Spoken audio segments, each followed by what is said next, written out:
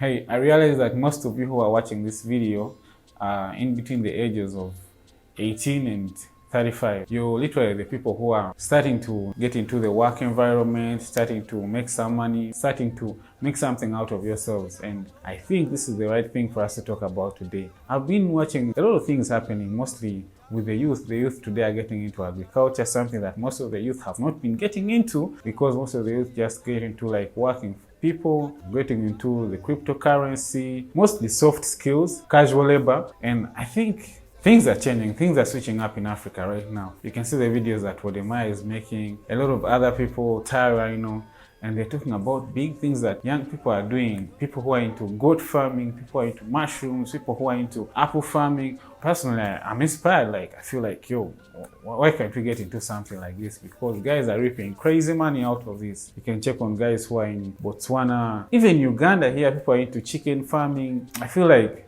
there's something really happening, and it would be a good thing if we jumped on this bandwagon, because it's a funny thing that Africa still imports a lot of grain from Russia, China, and yet we have the biggest arable land in the world. Like, why are we still importing food? Recently, I was talking to a friend of mine who had just gone to film a documentary in Zimbabwe. He told me that he asked one of these farmers there, and the guy told him, you know what, these guys don't want to work, and most of these guys just get out in the morning, go drink, like there's nothing much they do. But of course, there are people who are doing a lot of different things in Zimbabwe. But what? So I would like to encourage my fellow youth.